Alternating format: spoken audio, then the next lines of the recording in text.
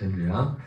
구원론, 성장하는 구원, 성장하는 구원에 영이 성장하는 비결 부분에 대해 말씀을 전하고 있습니다. 영이 성장하기 위해서 세 가지를 말씀드린 마지막 세 번째, 그리스도의 복음을 전하라, 그리스도의 복음을 전하라는 제목을 계속 전하고 있습니다. 똑같은 말씀을 들으면서도 사람들마다 참 반응이 다른 것 같습니다. 참 어떻게 보면 알고 보면 물론 쉽다는 표현은 그렇지만 분명한데 이 분명한 이 복음을, 이 그리스도의 복음을 우리가 고린도 4장 4절 말씀처럼 세상 신이 믿지 않은 자들의 마음을 혼미하게 하여 그리스도의 복음의 영광의 강체를 비치지 못하게 했다. 제가 어제도 말씀드렸지만 어느 목사님의 그 책이 다른 복음과 다른 복음이라는 그 책 제목 자체가 다 그걸 써놓은 겁니다. 그래서 보니까 다른 복음, 이 다른 복음, 다른 복음 이것은 꼭 그거랑 똑같지 않습니까? 존 웨슬리 목사님이 설교 첫 번째 설교 믿음으로 말미암아 구원을 제일 처음 했던 내용이 그 얘기였거든요. 구원에 이르지 못한 믿음, 다른 믿음 이렇게 바꿔도 전혀 상관이 없는 거예요. 그래서 갈라디아서 사도 바울이 뭐라 합니까? 복음을 믿음이라고 하잖아요. 믿음이 온 이후로. 그러니까 믿음과 복음은 하나인 거예요. 성경에서 말하는 믿음과 복음은 하나인 거예요. 그래서 그 다음이 믿음 안에 있는가? 믿음 안에 있는가? 사도 바울이 고린도서 13장 5절에서 너희가 믿음 안에 있는가? 그렇게 말하고 있죠. 그죠? 너희가 믿음 안에 있는가? 너희 자신을 시험하고 너희 자신을 확증하라. 그러면서 예수 그리스도께서 너희 안에 계신 것을 스스로 알지 못하느냐? 그렇지 않은 너희는 버리운 자다. 그러니까 믿음 안에 있다는 게 뭡니까? 그리스도께서 내 안에 계신 것을 아는 거예요. 그냥 목사님이 교회 처음 나오면 예수님 뭐 따라하라고 예수님 주님에 계십니다. 그래서가 아니라 그런 의미에서 예수님 내 안에 계시면 그 얘기가 아니랬죠. 오늘날 다 그렇게 가르치고 있어요. 물론 어떤 면에서 그러한 면도 중요합니다. 왜냐하면 그래 우리가 그 진리를 바라보면서 그 진리를 바라보면서 진짜 그것이 어떤 믿음 있는 사람에게는 사모하는 자에게는 그것이 어떤 확인할 수 있는 그리고 사모하는 그런 걸 될 수 있겠지만 그냥 이 사람도 저 사람도 무조건 과정 없이 그냥 그렇게 해버리면 그런다고 그 사람이 믿음이 되는 것도 아니고 어쨌든 바울도 그렇고 믿음과 복음은 하나예요. 믿음과. 그래서 존 웨슬리 목사님도 그 부분에 있어서 그 목포에 계신 목사님의 그 말씀의 표현으로 치면 다른 믿음이 뭐냐? 다른 믿음. 다른 복음이 뭐냐? 다른 믿음이 뭐냐? 기복주의. 쉽게 말하면 기복주의, 율법주의, 귀신 같은, 마귀 같은 그냥 어떤 지적 동의. 그리고 심지어 제자들이 가졌던 그 믿음조차도. 존 웨슬리 목사님 말씀하신 그 부분하고 이 목포에 계신 목사님은 다른 것은 목포에 계신 목사님은 제자들이 가졌던 믿음에 대해서 말하지 않고 있어요. 율법주의, 기복주의 그리고 어떤 그런 부분들. 다른 복음이 뭔지는 말씀하는데 다른 복음에 대해서 얘기하면서 그 테두리를 벗어나질 못합니다. 거기를. 오직 믿음이라고 할 때 오직 십자가를 믿음으로 제3을 갖는다. 여러분 항상 말씀드리지만 구원이 십자가라면 이 성장하는 성경에서는 우리 영혼이 우리 구원을 이루라고 말하고 있거든요. 이것이 말이 앞뒤가 맞지 않는 거예요. 앞뒤가 구원을 받았는데 십자가에서 구원을 받았는데 구원이 뭐예요? 죄사함이지 않습니까? 구원을 우리가 죄사함으로만 생각하잖아요. 여러분 다시 한번 말씀드리지만 이 죄사함의 과정은 너무 중요한 겁니다. 이걸 폄하하는 게 아니에요. 너무너무 중요한 거예요. 이거 없이는 그 다음 단계로 갈 수가 없어요. 그리고 우리가 죄사함을 받는 것도 어디예요? 그리스도 안에서 거기에 그리스도의 피가 있지 않습니까? 그것도 예수님이 갈보리에서 십자가에 흘린 그 피가 거기로 간 거란 말이에요. 그렇기 때문에 예수님이 갈보리에서 십자가에서 그 피를 흘리는 그것이 없이는 출발 자체가 되지 않는 거예요. 그렇기 때문에 예수님의 갈보리 십자가는 너무너무 소중한 겁니다. 그런데 우리 안에 그 구원이 이루어질 때 갈보리 십자가에 그 피를 그냥 우리를 죄 용서해. 우리가 무슨 죄를 져도 예수만 믿으면 죄를 용서해 주려고 죄 용서 하나 해주려고 하나님의 아들 그리스도를 보낸 게 아니란 말이에요. 여러분 부모 입장에서도 자식 키우면서 부모의 보람이 자식이 뭔 잘못을 해도 자식을 그 잘못에서 다 커버해줄 수 있는 그 부모가 그런 일을 한다. 그 부모 입장에도 의미가 있습니까? 애가 바른 사람이 돼야지. 하는 짓은 맨 죽을 짓만 하는데 부모가 능력이 있어가지고 애를 막 그 문제를 다 커버해 주는 거예요. 그러면 이야 참 부모의 보람이 있다. 내가 막 잘못할 때마다 좋겠어요? 기분 좋겠어? 속 터지지. 물론 예수님의 십자가 그 은혜를 아는 사람들은 그렇게 살지 않죠. 십자가 안에도.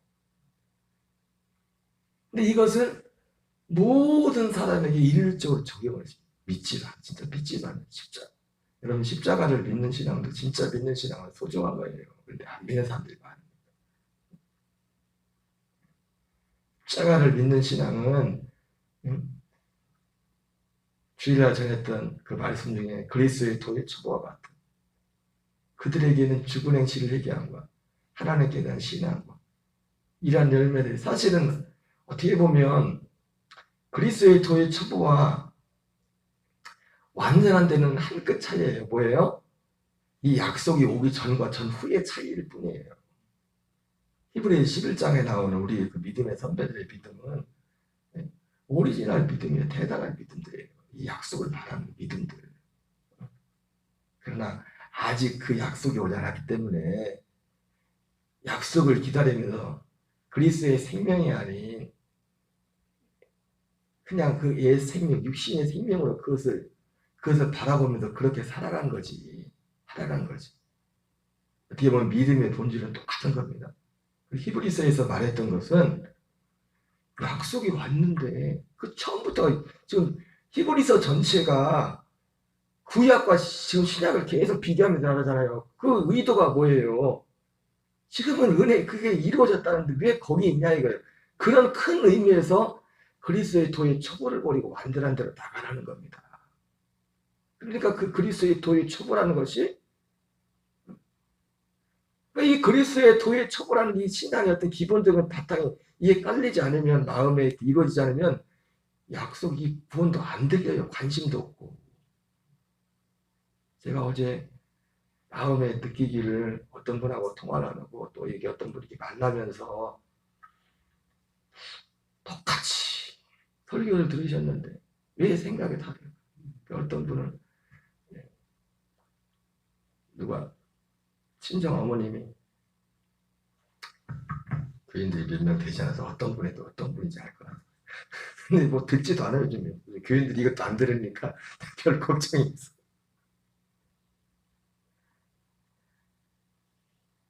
전화하다 보니까 어떤 분은 그래요. 친정어머님이 코로나 때문에 한 2년 동안 교회를 안 다니셔가지고 쉬고 계신데 그래서 이제는 코로나 끝나서 교회를 다시 모시고 가려는데 처음에 이제 몇 주 전에 교회가 멀다고 좀 아는 데 있냐고 교회 아는 데냐고 좀 소개시켜달래요. 그래서 이제 내가 지도를 이렇게 찾아보니까 내가 알고 있는 목사님 그래서 그렇게 멀잖아. 4km, 5km 정도 그 내에 교회가 있더라고요. 도시인데. 그래가지고 그래서 주소를 가르쳐 드렸는데 주소 가르쳐 주고 나서 이제는 아무 모든 형제들끼리 상의해 본다더라고요. 그래서 이제는 어제 마침 전화를 드렸었는데 어떻게 결정하셨냐고 그랬더니 아직 안 가봤다고 하시면서 몇 군데 이제 교회를 다니면서 말씀을 이제 들어봐야 될 것 같다고 그 말씀을 하다가 처음에는 저한테 몇 주 전에 말씀할 때는 예, 가까운데 이제 몸이 연세가 많이 드셨으니까 가까운데 교회를 모시고 다녀야 될 거 아니냐고 어? 다니려고 해서 이제 가까운데 소개시켜달라고 제가 그 도시에 아는 교회가 그 교회 한 교회밖에 없어서가 아니라 여러 몇 군데 교회가 있는데 제일 가까운데 그나마 소개시켜줬거든요.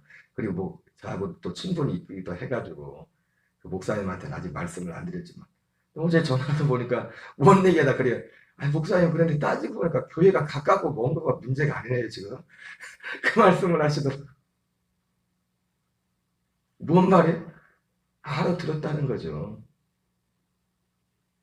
마치 정동수 목사님이 교회 선택의 기준에 대해서 말했던 것처럼 교회를 선택할 때 교회가 크냐 작으냐 그게 목사님이 이름이 있느냐 없느냐 그 문제가 아니랬지 않습니까?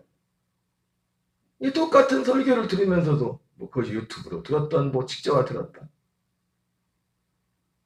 어쨌든 다른 한 번 더 하는 거야. 전혀 정반대. 내가 대화하다 보니까 밝히를 아직 몰라. 이 말씀이, 복음이 얼마나 중요한지를 아직 모르고 계시더라고요. 그 상황은 얘기 안 할래요.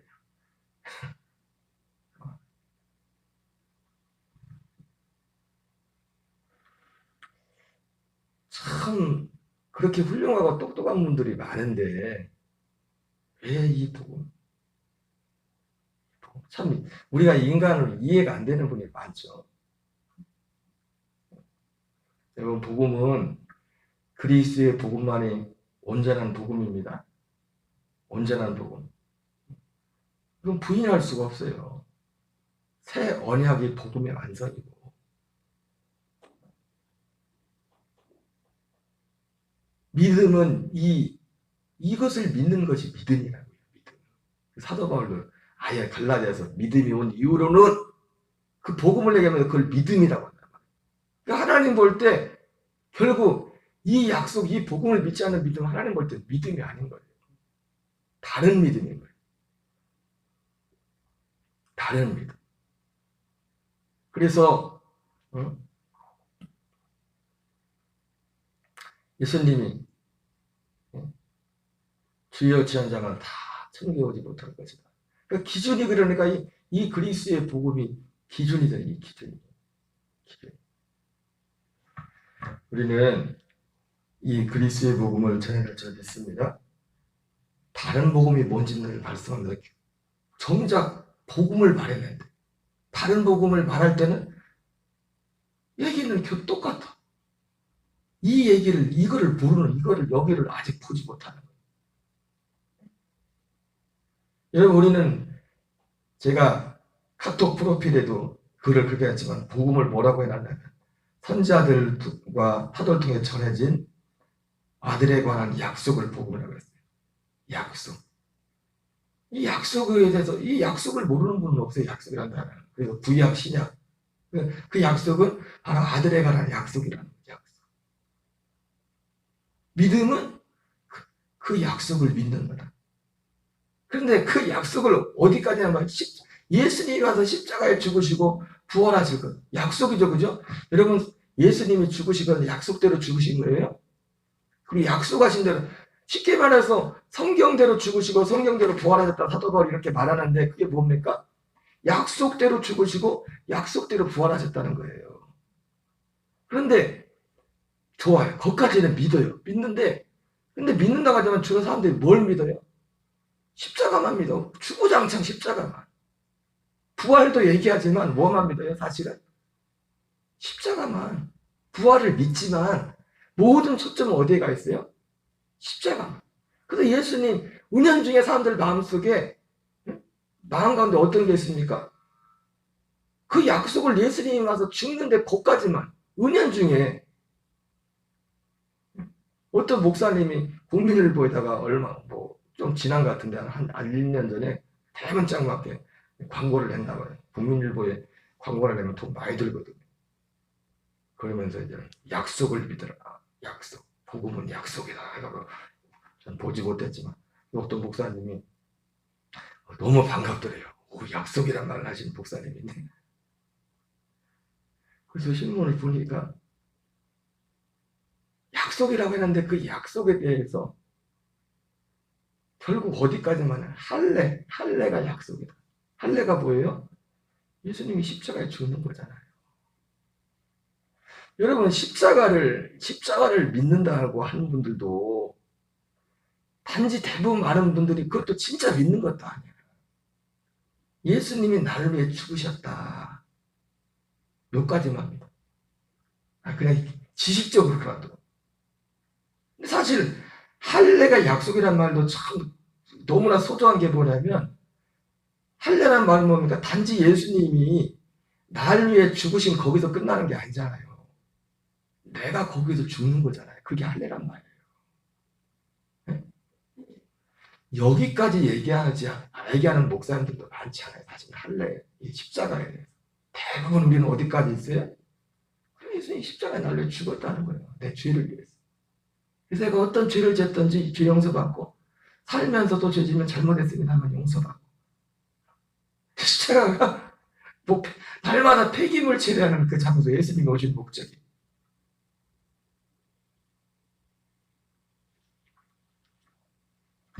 그래서 이 복음이 그 목사님이 그래도 보다 보니까 이 목사님은 그래도 할례까지는 하는구나. 할례까지. 그러나 하나님의 약속은 할례가 아니지 끝이 아니잖아요. 내는 이맘때 내가 돌아오니 반드시 너에게 사랑에게 아들이 있을 거죠. 예수님이 단지 와서 십자가 죽는 게 복음이 아니라 그게 끝이 아니라 그분이 내 안에 있을 거란 말이에요. 내 안에 오신단 말이에요. 그분이 거처가 되셔서 그러니까 십자가가 구원이라면 이 거처나 이런 것들은 말도 안 되는 어디가 갖다 붙일 데가 없어요. 갖다 붙일 데가. 그걸 요한복음 14장을 뭐라고 봐요. 많은 분들이 저도 과거에 그냥 뭐 많이 깊이 생각해 볼 필요도 없고 다 그렇다니까. 예수님 재림이다. 다시 온다니까. 히브리서 9장 28절도 예수님 재림이다. 여러분 다시 한번 말씀드리지만 히브리서 9장 28절만 봐도 재림은 모든 사람이 볼 것이랬잖아요. 그를 찌른 자도 볼 것이고 반갑지 않은 재림을 기다리는 사람도 다 볼 것인데 히브리서 9장 28절 누구예요? 자기를 바라는 자들에게만 나타냈잖아요. 재림이 아니잖아요. 다 성경이 다 그렇게 가려져.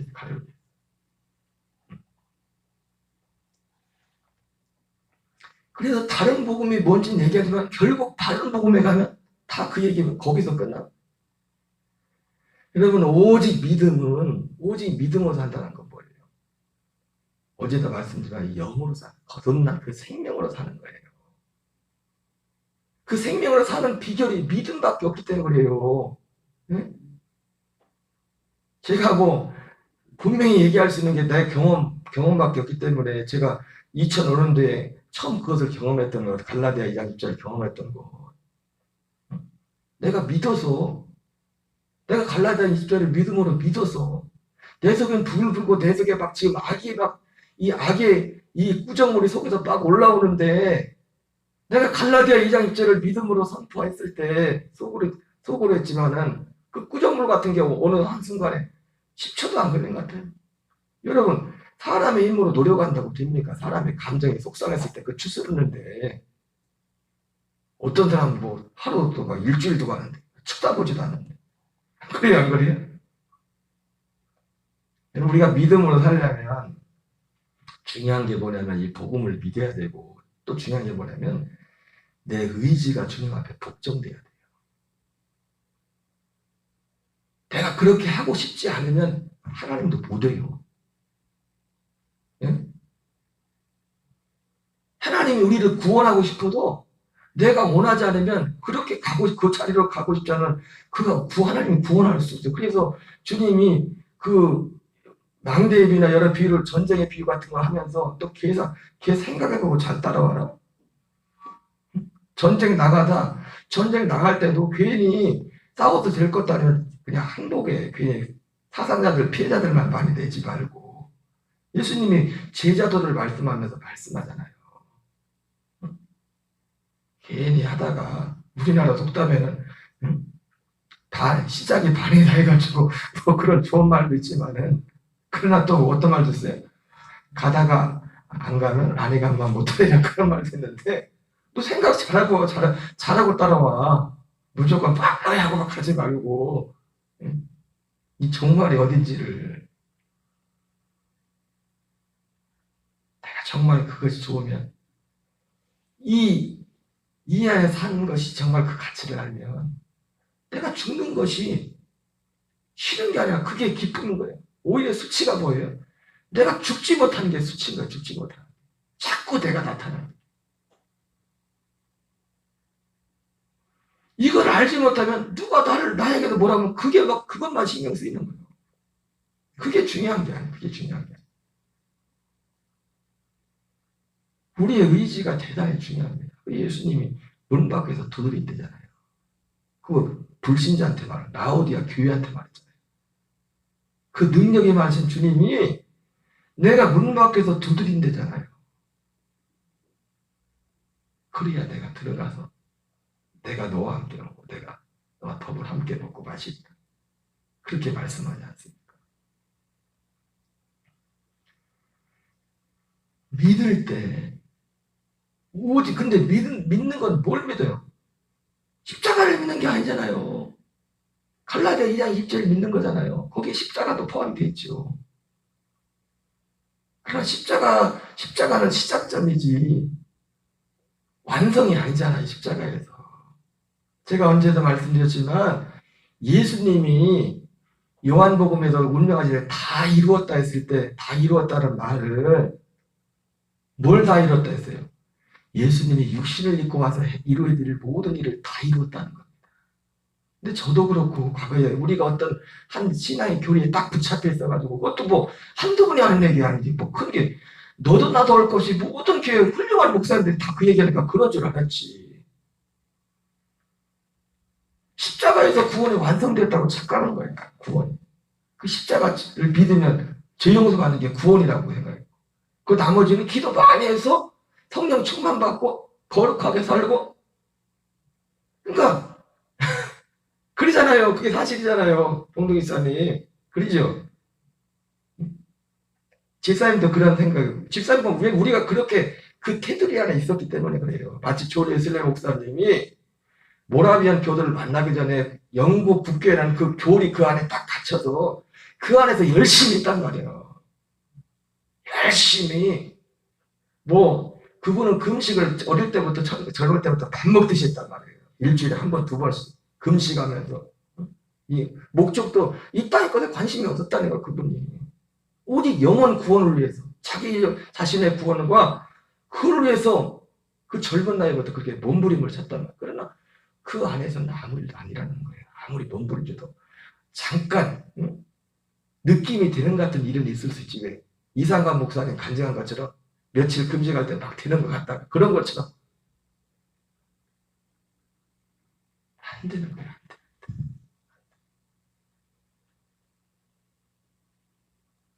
다시 한번 말씀드리지만 십자가는 너무 소중합니다. 그래서 우리가 누군가의 복음을 전할 때 이 얘기를 해줘야 돼요.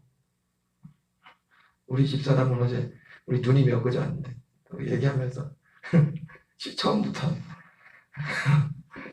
집사람이 고생이 많아요. 앉혀놓고 하나님이 제일 먼저 만든 사람이 누구야? 거기부터 시작해가지고 그리고 필요한 겁니다. 제일 중요한 것부터 죄가 뭔지 이런 것부터 뭐 앞뒤 다 잘라놓고 그리스의 복음만 뭘 알아듣겠어요. 이것도 삼하고 진짜 뭔가를 삼한 사람들한테 들리는 거지.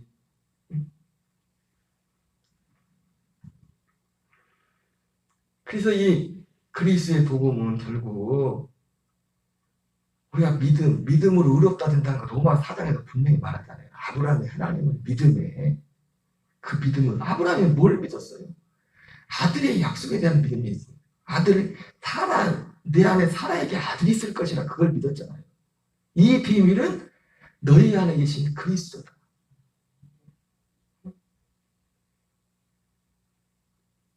그리스도가 내 안에 오시려면 그냥 기도 한 번 했다고 내가 따라했다고 그게 오시는 게 아니에요. 내 생명으로 거듭나는 거는 그런 게 아니라고요. 거듭나는 거예요.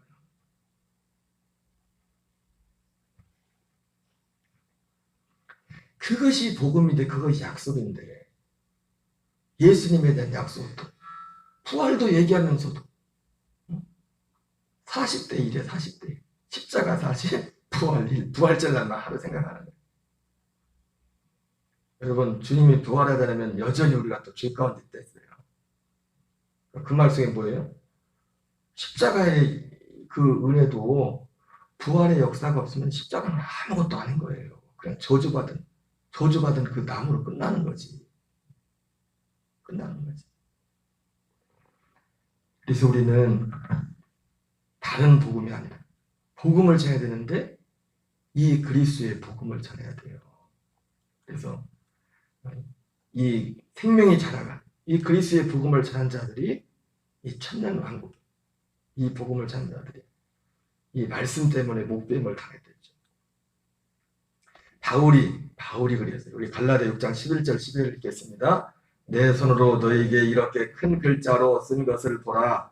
우리 육체의 모양을 내는 자들이 억지로 너에게 할례를 받게 하건 그들이 그리스도의 십자가로 말미암아 박해를 면하려 함뿐이라.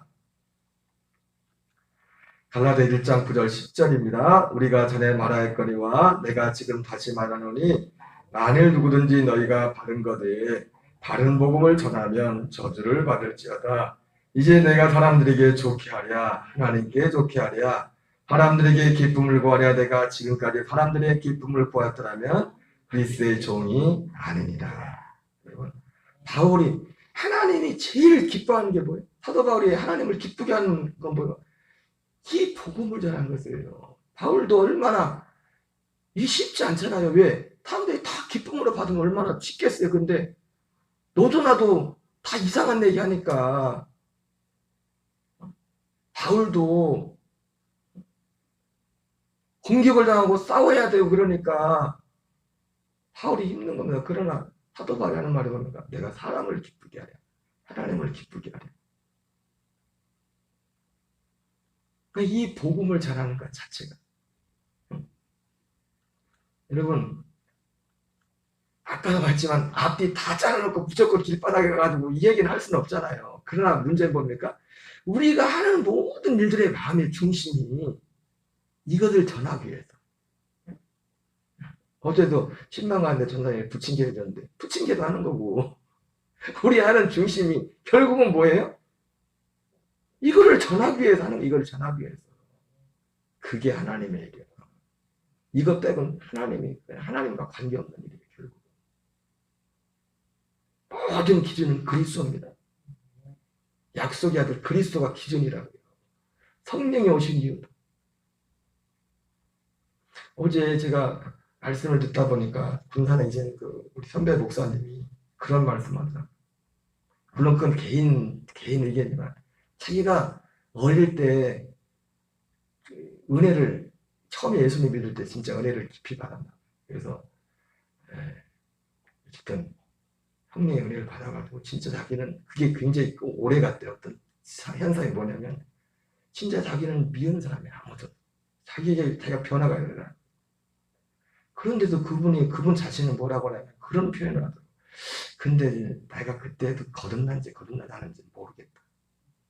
그 당시 그게 몇 년, 그게 어떤 영적인 상태가 지속됐는데도 그런 경험도 사실은 모든 사람들이 경험하는 건 아니거든요. 그 목사님 말씀 들어봤을 때 물론 그건 그분의 개인의 얘기예요.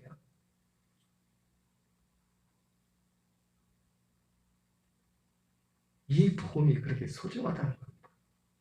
복음이, 이 약속의 복음이, 그리스도의 복음.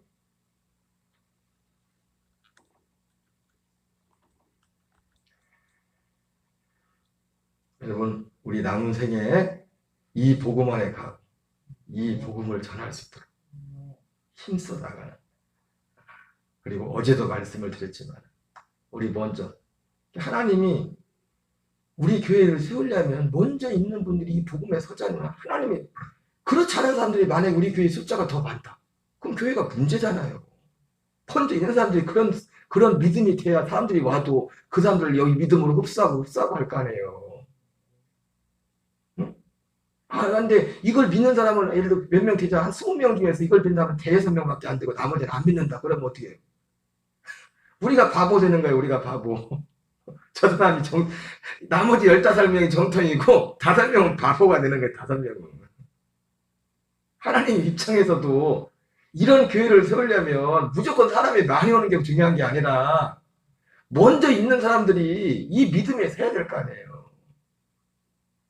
그러면 우리는 그걸 기도해야 되고 먼저 그래도 이 복음을 알아듣는 분들이 물론 지혜가 필요하고 겸손해야겠지만은 그분들이 좀 더 마음을 열고 적극적으로 이 복음을 듣는 자리에 올 수 있도록 그 역할을 해야 된다고요. 그게 그리스도의 복음을 전하는 제일 첫 번째 우리가 할 수 있는 일이에요. 교회 밖에 안 믿는 사람들 가서 얘기하는 게 아니라 당연히 안 믿는 사람들한테 전도를 해야죠. 예수님을 전하고. 우리 주기도문으로 마치겠습니다. 하늘에 계신 우리 아버지여, 이름이 거룩히 여김을 받으시오며 나라 임하옵시며 뜻이 하늘에서 이루어지는 것 같이 땅에서 이루어지이다. 오늘날 우리에게 일용할 양식을 주옵시고 우리가 우리에게 죄 지은 자를 사하여 준 것 같이 우리의 죄를 사하여 주옵시고 우리를 시험에 들게 하지 마옵시며 다만 악에서 구하옵소서.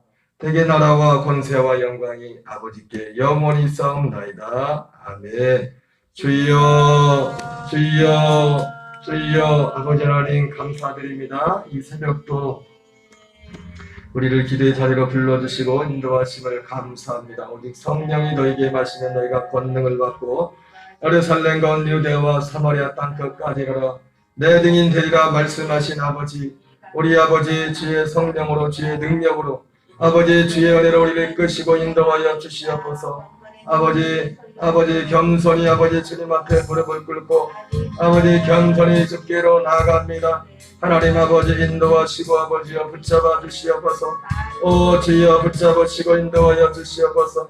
오 주여 붙잡으시고 인도하여 주시옵소서.